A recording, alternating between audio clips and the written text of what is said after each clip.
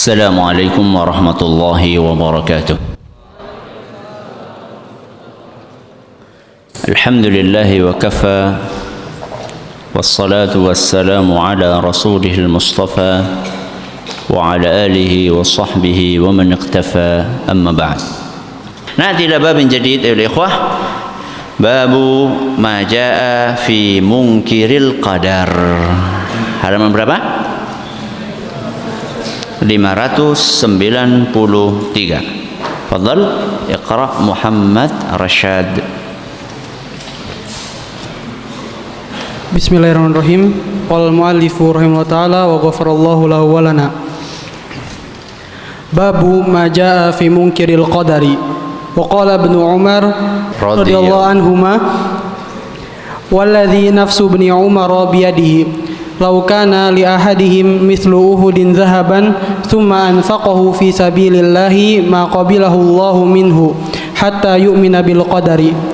Thumma istadalla biqauli Nabi sallallahu alaihi wasallam al-imanu an tu'mina billahi wa malaikatihi wa kutubihi wa rusulihi wal yaumil akhir wa tu'mina bil qadari khairihi wa syarrihi. Rawahu Muslimun. Barakallahu fiik.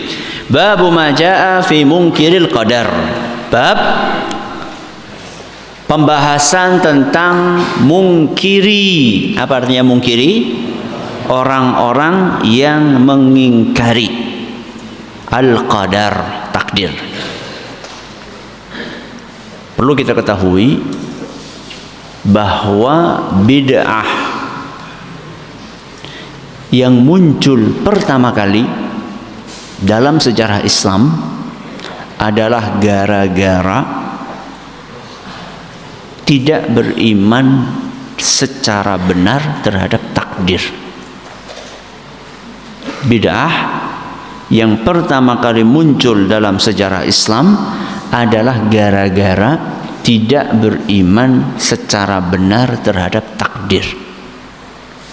Sektenya namanya sekte apa? Qadariyah. Mari kita lihat kisah lengkapnya. Hadis Ibni Umar hadza akhrajahu Muslimun wa Abu Dawud wa Tirmizi wa Nasa'i wa Ibnu Majah an Yahya bin Ya'mar. Qala kana awwala man takallama fil qadari bil Basrati Ma'badil Juhani. Fantalaqtu ana wa Humaid bin Abdurrahman al-Himyari hajjaini aw mu'tamiraini. Naam, jadi ini kisah dituturkan oleh seorang tabi'in namanya Yahya bin Ya'mar. Siapa namanya? Yahya bin Ya'mar. Yahya bin Ya'mar ini tinggal di Basrah. Basrah itu mana? Basrah itu negeri Irak. Yahya bin Ya'mar ini tinggal di negeri Irak. Di sana, di negeri Irak itu muncul sebuah sekte. Salah satu dedengkotnya seorang yang bernama Ma'bad. Siapa? Ma'bad al-Juhani. Ma'bad al-Juhani ini memunculkan pemahaman bahwa tidak ada takdir. Semuanya berjalan apa adanya tanpa melalui takdir Allah. Taib. Ini adalah sebuah penyimpangan. Maka Yahya nggak mau tinggal diam. Maka beliau mengajak temannya yang bernama Humaid.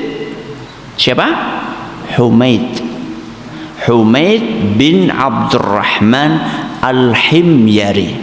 Yahya sama Humaid. Karena saat itu para ulama terpusat di Mekah, maka mereka berdua, siapa mereka berdua? Yahya dan Humaid. Mereka berdua sengaja pergi ke Mekah, tujuannya untuk haji atau umrah. Sambil haji dan umrah, mereka ingin melaporkan kejadian yang ada di Basrah, yaitu munculnya seorang dedengkot namanya siapa tadi? Ma'bad. Baik, apa yang terjadi? Naam, Fakulna law laqaina ahadan min ashabi Rasulillah sallallahu alaihi wasallam fasa'alnahu amma yaqulu haula'i fil qadari fawaffaqallahu lana Abdullah bin Umar dakhilan al-masjid faqtanaftuhu ana wa sahibi fadhalantu anna sahibi sayakilul kalama ilayya faqultu yakfi. Betul, begitu mereka berangkat ke Mekah, ternyata Allah Subhanahu wa ta'ala memberikan taufik kepada beliau berdua untuk ketemu dengan salah satu sahabat Nabi SAW yang terkenal keilmuannya, yaitu Abdullah ibnu Umar. Berarti anaknya siapa? Umar ibnul Khattab radhiyallahu anhuma. Pas banget Ibnu Umar masuk ke Masjidil Haram. Maka Yahya dan siapa? Humaid bergegas mengapit Ibnu Umar. Satu di kanan, satu di kiri. Setelah beliau berdua mengapit Ibnu Umar, maka Yahya berkata, apa isi perkataannya? Naam, Fakultu Aba Abdurrahmani innahu qad dhahara kiblana unasun yaqra'una al-Qur'ana wa yataqaffaruna al-ilma yaz'umuna alla qadara wa anna al-amra unufun. Naam, bercerita Yahya sama Humaid, Aba Abdurrahman. Abu Abdurrahman itu adalah kunyahnya siapa? Ibnu Umar. Jadi kalau orang Arab ingin memuliakan seseorang, itu memanggil dengan apa? Kunyah. Ya, memanggil dengan kunyah. Kalau orang Arab memanggil seseorang ingin dengan panggilan pemuliaan, maka memanggilnya dengan kunyah. Makanya Yahya memanggil Ibnu Umar dengan ucapan Aba Abdurrahman. Innahu qad dhahara kibalana, muncul di wilayah kami unasun yaqra'una al-Qur'an, orang-orang yang rajin baca Quran. Subhanallah, rajin apa? Baca Quran. Wa yataqaffaruna al-ilm, dan mereka juga terlihat mendalami ilmu agama, sering taklim, rajin baca Quran. Kelihatannya orangnya Masya Allah, solih, multazim, ya, pakaiannya juga Masya Allah, ya. Karena mereka ahlul bidah, ya, bukan ahlul ma'asi. Kalau ahlul bidah itu biasanya penampilannya itu bagus-bagus, kayak Khawarij kan juga demikian. Khawarij, kata Nabi SAW, tahqiruna salatakum ila salatihim. Wahai para sahabatku, kalian itu kalau ngelihat orang-orang Khawarij, kalian minder apa? Salat kalian itu gak ada apa-apanya dengan salat mereka. Tahqiruna salatakum ila salatihim. Kalau kalian melihat bagaimana tekunnya orang Khawarij beribadah, kalian akan minder. Tapi sayangnya ayolah ikhwah, ahlul bidah, mereka tersesat dalam apanya? Dalam pemahaman. Salat, ngaji, baca Quran, itu adalah luar. Apa yang kelihatan di luar. Tapi yang jadi masalah, mereka ini punya syubhat. Syubhat itu adanya di mana? Pemahaman.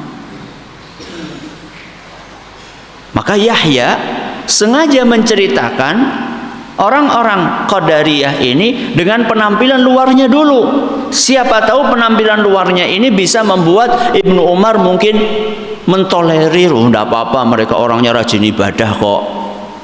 Ternyata lihat nanti jawaban Ibnu Umar apa.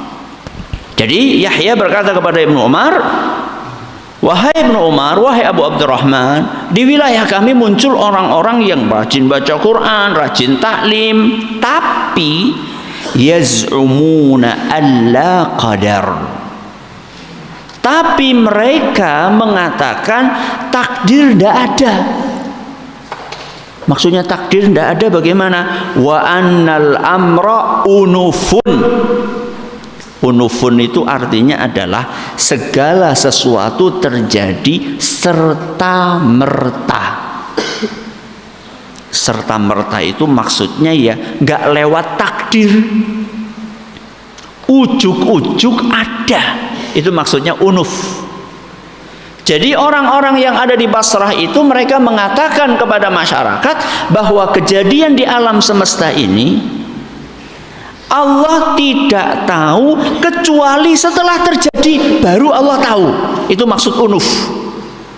Ya. Jadi mereka mengklaim bahwa seluruh kejadian di alam semesta ini sebelum terjadi Allah tidak tahu. Allah baru tahu setelah apa?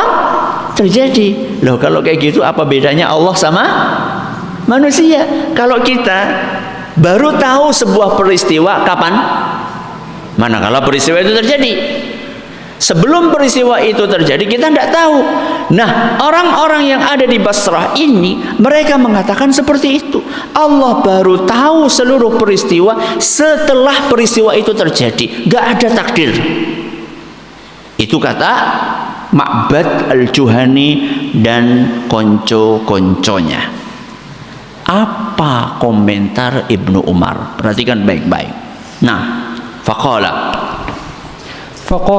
idza lakita ulaika fakhbirhum anni bari'un minhum wa annahum bura'u minni. والذي يحلف به عبد الله بن عمر لو أن لأحدهم مثل أحد ذهبا فأنفقه في سبيل الله ما قبله الله منه حتى يؤمن بالقدر. Masya Allah. Apa komentar dari Ibnu Umar? Tegas banget. Apa kata beliau? Idza laqita ulaik, wahai Yahya, wahai Humaid, kalau engkau ketemu sama orang-orang itu, kasih tahu sama mereka, anni bari'un minhum wa hum bura'u minni. Kasih tahu sama mereka bahwa Ibnu Umar berlepas diri dari mereka dan mereka berlepas diri dari Ibnu Umar, alias kami dan mereka. The end. Apa the end? Nggak ada hubungan, ya putusin aja gitu. Aku dan mereka nggak ada hubungan. Ini menunjukkan al-bara'ah, sikap berlepas diri. Kenapa demikian? Karena mereka sudah mengingkari salah satu prinsip dasar umat Islam, yaitu beriman dengan takdir. Terus apa kata Ibnu Umar? Walladzi yahlifu bihi Abdullah ibnu Umar, demi Allah, lau anna li ahadihim mithlu Uhudin dhahaban fa anfaqahu fi sabilillah, seandainya mereka punya emas sebesar gunung Uhud. Besar apa kecil? Besar atau kecil? Besar banget. Gunung Uhud itu panjangnya 8 kilo. Seandainya antum punya emas sebesar meja ini, banyak atau tidak? Banyak, bisa nikah berkali-kali itu. Ya. Punya modal emas segini, ini berapa ini kira-kira kalau ditimbang? Ya mungkin berapa kintal emas, berapa kintal kan? Biasanya kan nikah dengan mahar seperangkat alat sholat dan emas 5 gram, 10 gram, kan enggak ada. Emas 1 ton itu enggak ada. Coba kira-kira gunung Uhud itu berapa ton coba kira-kira? 8 kilo kok. 8 kilometer panjangnya, berapa ton itu? Apa kata Ibnu Umar? Andaikan mereka punya emas sebesar gunung Uhud, terus emas itu mereka infakkan fi sabilillah. Emas sebesar itu diinfakkan di jalan Allah, ma qabilallahu minhu. Allah tidak mungkin menerima infak tersebut. Padahal infaknya besar atau kecil? Besar. Kapan Allah akan terima? Hatta yu'mina bil qadar. Allah akan terima infak orang-orang itu sampai mereka beriman dengan takdir. Pertanyaannya, kenapa Allah tidak menerima infak mereka? Kenapa?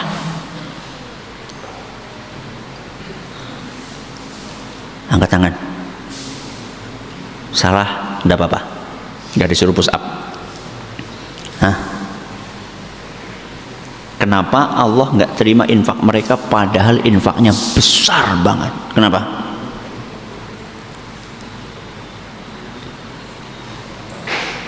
Gak ada yang pengen nyoba? Hah? Karena nggak mengimani dengan takdir. Karena nggak beriman dengan takdir. Berarti mereka bukan Muslim. Karena mereka bukan Muslim. Syarat amalan diterima harus berislam. Ketika mereka tidak mengimani salah satu dari rukun iman, yaitu apa? Beriman dengan takdir, berarti mereka bukan Muslim. Kalau bukan Muslim, sebesar apapun infak yang dikeluarkan, sebanyak apapun ibadah yang mereka lakukan, gak akan diterima sama Allah Subhanahu wa ta'ala. Ada orang nih, dia belum syahadat, terus ikut sholat 5 waktu, diterima atau tidak? Gak diterima. Kalau sholatnya 50 tahun diterima enggak? Enggak. Kalau hajinya 7 kali, pingkopang kaping, ya bolak-balik 7 kali haji, diterima atau tidak? Tidak, selama tidak masuk ke dalam Islam. Nah, orang-orang yang ada di Basrah ini, gara-gara mereka mengingkari takdir, maka mereka telah dianggap keluar dari Islam, sehingga infaknya sebesar apapun tidak diterima oleh Allah Subhanahu wa ta'ala. Ibnu Umar istadalla, beliau berdalil. Perhatikan, ketika beliau mengucapkan kalimat tadi, itu kan ucapan yang gak ringan itu. Infak sebesar itu ditolak sama Allah, maka beliau pun membawakan dalil. Tsumma istadalla biqaulin Nabi SAW, al-imanu an tu'mina billahi wa malaikatihi wa kutubihi wa rusulihi wal yaumil akhir wa tu'mina bil qadari khairihi wa syarrihi. Iman itu ada 6 rukunnya. Yang pertama iman kepada Allah, yang kedua malaikat, terus kitab-kitab, para rasul, hari akhir, dan yang keenam ini yang kita garis bawahi, apa? Wa tu'mina bil qadari khairihi wa syarrihi. Baik. Uktubu.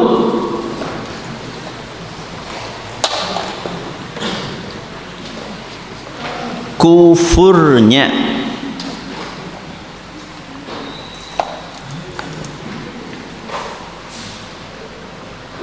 mengingkari takdir.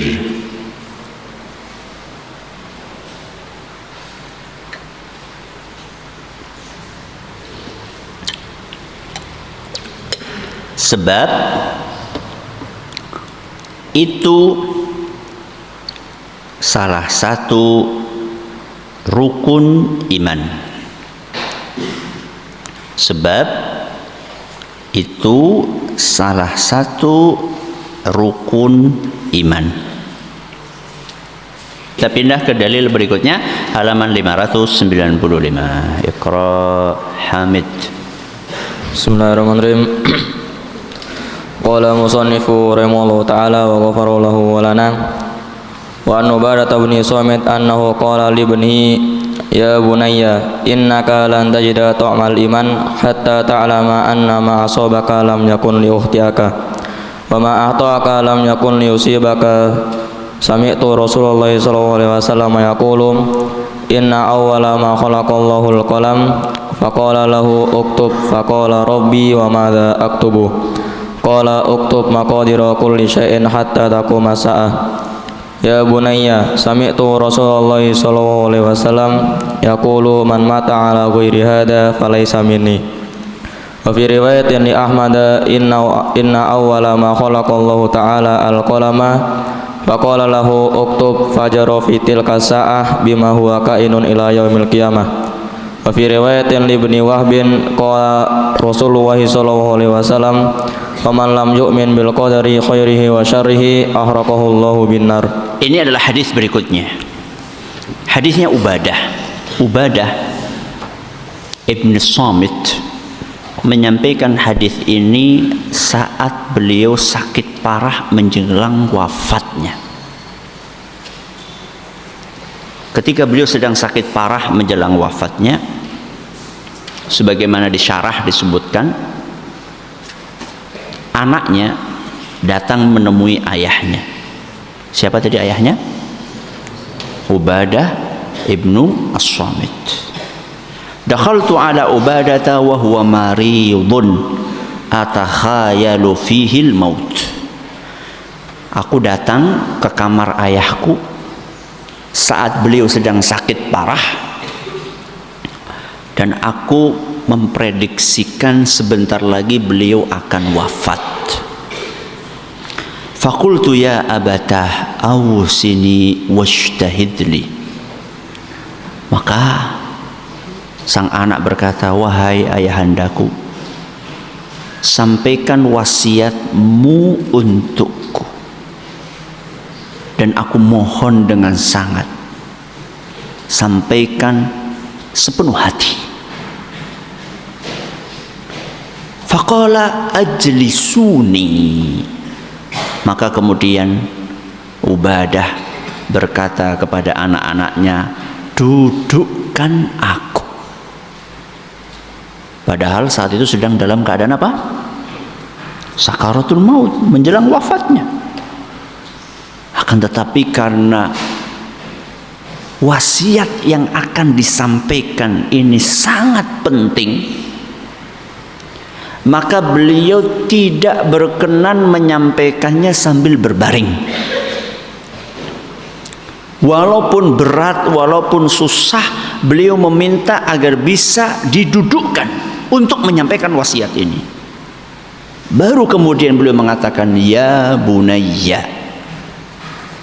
Ini menunjukkan pentingnya orang tua menasehati siapa? Anaknya. Dan menasehati dengan bahasa yang baik. Ya bunayya. Ya bunayya mirip seperti Luqman al-Hakim menasehati siapa? Anaknya. Ya bunayya. Ya bunayya itu panggilan kesayangan. Ya. Wahai anakku, ya. Wahai anandaku, ya bunayya, innaka lan tajida ta'mal iman. Wahai anakku, engkau tidak akan pernah merasakan manisnya iman hatta sampai. Jadi seseorang tidak akan pernah merasakan nikmatnya iman kecuali apabila ta'lam annama asabaka lam yakun liyukhti'aka. Satu, saat dia bisa meyakini bahwa apapun yang ditakdirkan oleh Allah pasti akan menimpa seseorang. Annama asabaka lam yakun liyukhti'aka. apapun yang ditakdirkan oleh Allah pasti menimpa seseorang. Ketika kita meyakini itu, hati kita akan tenang. Contoh disebutkan sama Syekh Ibnu Utsaimin, seorang ayah membawa keluarganya piknik ke area terbuka, ya, di alam. Qadarullah, karena mereka mungkin sedang asyik bermain dengan keluarganya, anak kecil mereka ternyata merangkak tanpa disadari. Tahu-tahu di situ ada sumur yang sangat dalam. Karena masih kecil, nggak tahu itu apa, penasaran, ngelongok, akhirnya apa? Kecemplung di sumur tersebut dan meninggal dunia. Orang yang mengimani nasihat Ubadah Ibnu Samit, dia sedih, akan tetapi dia langsung ingat bahwa ini adalah takdir Allah. Apa yang ditakdirkan oleh Allah pasti akan mengenai seseorang. Dan dia tidak kemudian mengatakan, andaikan tadi kita tidak pergi ke tempat ini. Karena lau, apa kemarin? Taftahu amalas syaitan. Dia tidak akan menyalahkan kakaknya. Kamu kakak kenapa nggak jaga? Kamu kenapa ibu sampai lalai anakmu nggak? Enggak. Langsung dia ucapkan inna lillahi wa inna ilaihi raji'un. Ini sudah takdir Allah.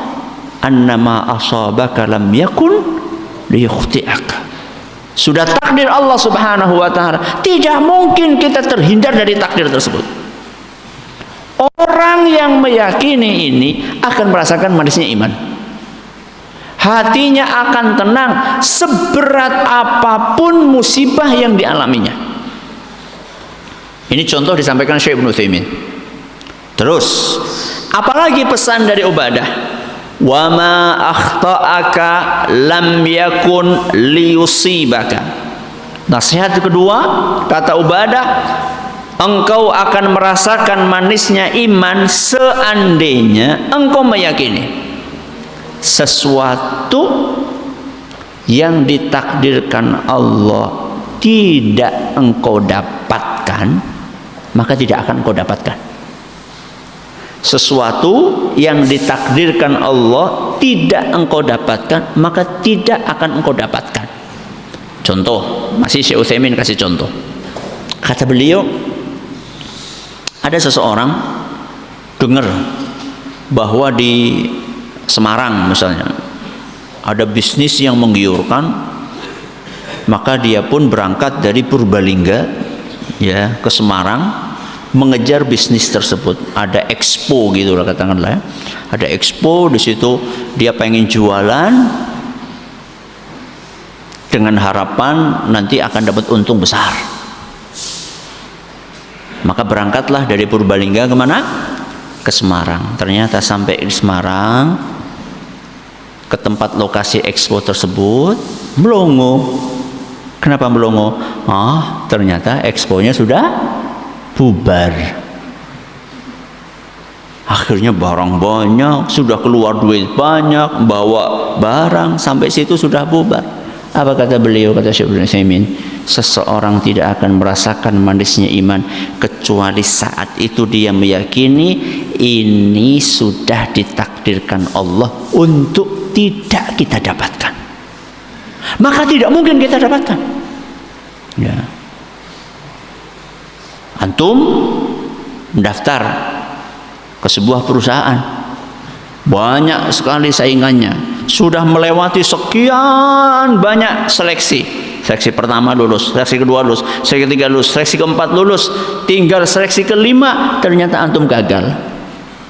Sudah takdirnya antum, nggak antum dapatkan, sudah selesai. Orang yang mengimani ini hatinya akan tenang. Kenapa tenang? Karena dia selalu meyakini bahwa takdir Allah itulah yang terbaik. Ada sebagian ulama mengatakan, bagaimana kita tahu takdir Allah ini baik atau tidak baik? Lihat apakah Allah takdirkan itu engkau dapatkan atau tidak engkau dapatkan. Kalau Allah takdirkan itu engkau dapatkan, berarti itu yang terbaik dari Allah. Dan kalau seandainya itu ditakdirkan oleh Allah tidak engkau dapatkan, berarti kalau engkau dapatkan itu buruk untukmu. Ini nasihat dari Ubadah. Kemudian beliau membawakan dalil dari nasihat tersebut. Sami'tu Rasulullah sallallahu alaihi wasallam yaqul, aku pernah mendengar Rasulullah SAW bersabda, inna awwala ma khalaqallahul qalam, sesungguhnya pertama kali Allah menciptakan al-qalam. Apa al-qalam? Pena. Berarti makhluk yang pertama kali diciptakan oleh Allah pena atau makhluk lain? Ada sebagian ulama mengatakan bukan kolam yang pertama kali, yang diciptakan pertama kali adalah arsy. Ya. Karena di dalam beberapa riwayat disebutkan bahwa saat Allah memerintahkan untuk menciptakan al-qalam ini, arsy sudah ada. Nah, terus bagaimana kita menafsirkan hadis ini? Kata para ulama, inna awwala ma khalaqallahul qalam, itu terjemahannya bukan makhluk yang pertama kali diciptakan oleh Allah pena, bukan seperti itu terjemahannya. Terus gimana terjemahannya? Saat Allah menciptakan pena, pertama kali yang diucapkan oleh Allah adalah uktub. Paham bedanya? Anak ulangi. Terjemahannya bukan sesungguhnya yang pertama kali diciptakan oleh Allah adalah pena, bukan seperti itu terjemahannya. Tapi terjemahannya, saat Allah menciptakan pena, pertama kali yang diucapkan Allah kepada pena adalah apa? Uktub. Paham bedanya? Paham enggak? Taib, anak ulangi sekali lagi. Terjemahannya bukan apa? Sesungguhnya yang pertama kali diciptakan oleh Allah adalah pena, bukan seperti itu terjemahannya. Tapi bagaimana terjemahannya? Saat Allah menciptakan pena, pertama kali yang Allah ucapkan kepada pena adalah uktub. Tulis.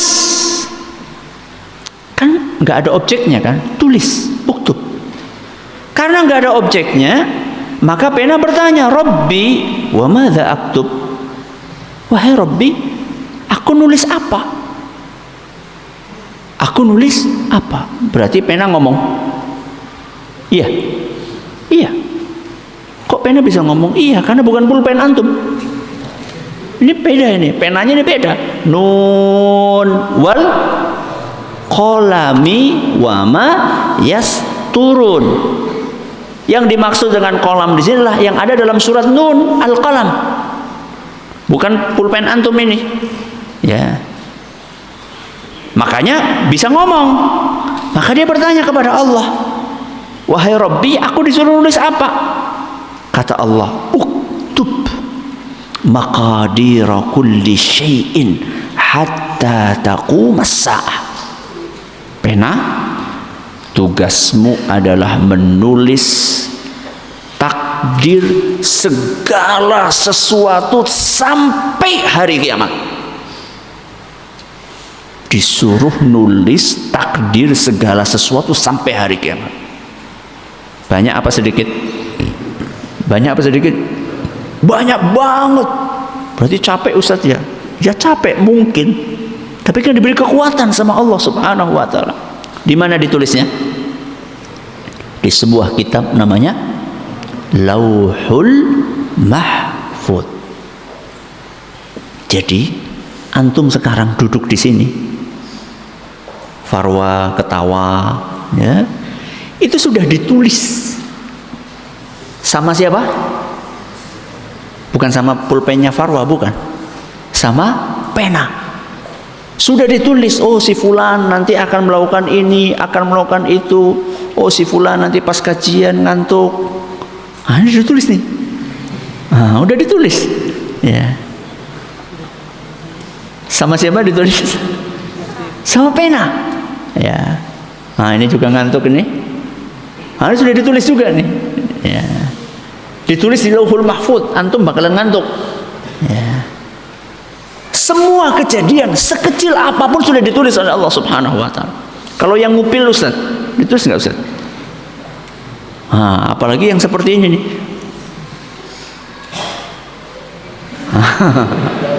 Antum ini sudah ditulis di Lauhul Mahfuz, ngantuk sekarang gitu loh. Masih ngantuk enggak? Belum? Masih ngantuk? Udah enggak? Alhamdulillah. Segala sesuatu sudah ditulis oleh pena. Di mana? Di Lauhul Mahfuz. Ya. Taib. Kemudian setelah itu, ya bunayya, beliau berkata, sami'tu Rasulullah sallallahu alaihi wasallam yaqul, man mata ala ghairi hadza falaysa minni. Mirip kayak ucapannya siapa tadi? Ibnu Umar.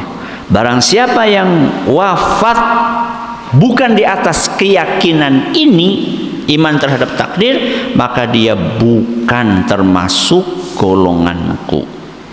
Baik. Selanjutnya ini mirip kayak yang di atas.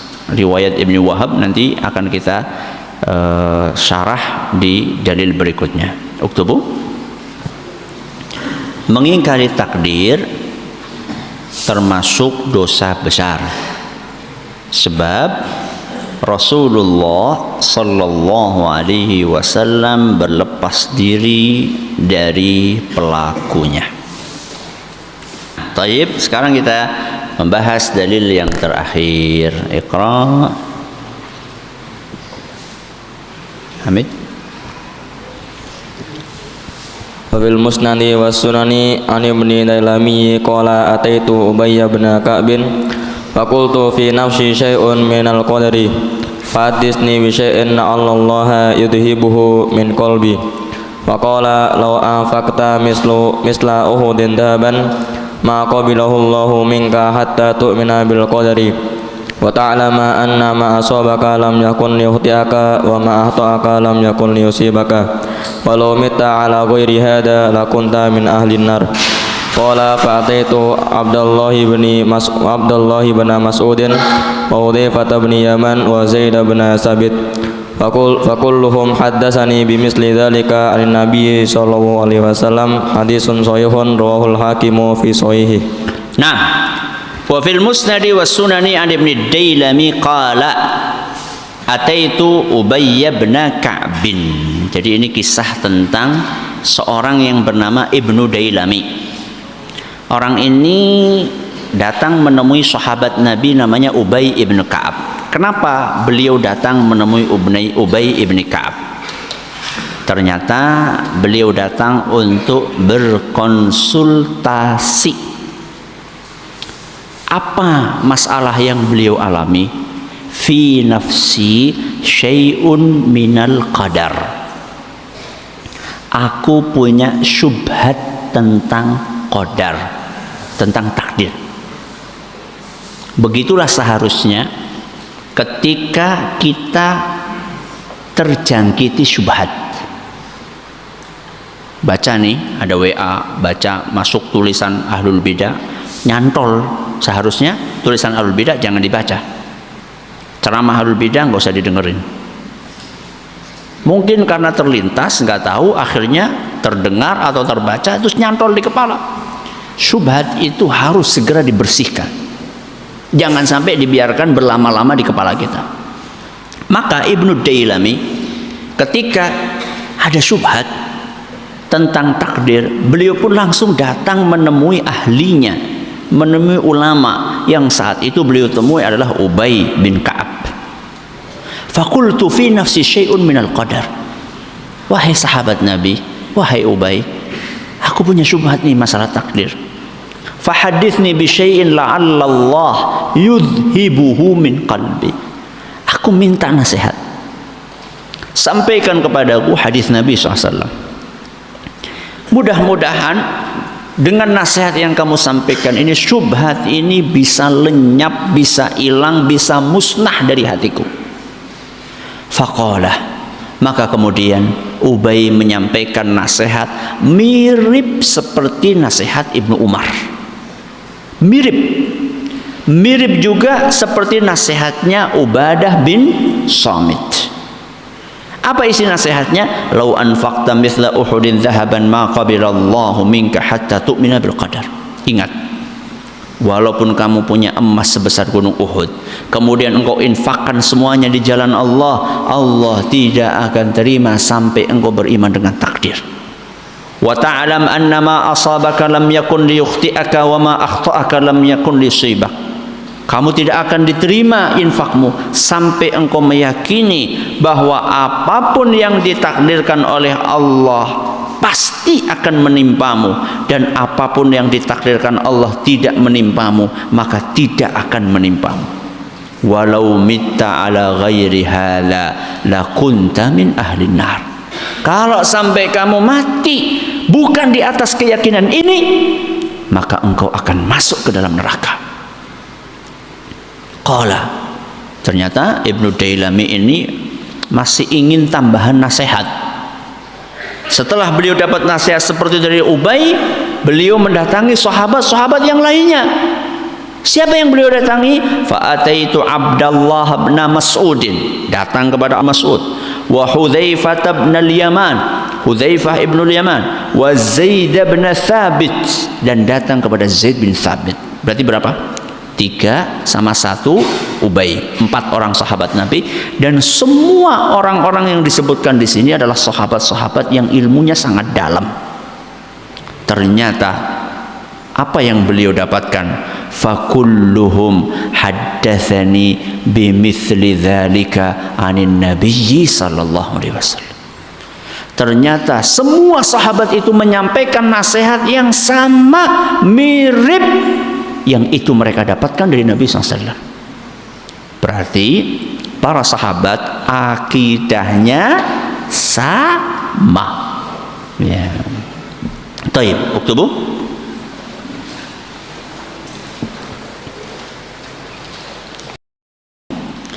Kufurnya mengingkari takdir, sebab pelakunya terancam masuk neraka dan kekal di dalamnya. Wallahu ta'ala a'la wa alam. Terima kasih atas perhatiannya, mohon atas segala kurangannya. Kita akhiri dengan doa kafaratul majlis. Subhanakallahumma wa bihamdika asyhadu an la ilaha illa anta astaghfiruka wa atubu ilaik. Assalamualaikum warahmatullahi wabarakatuh.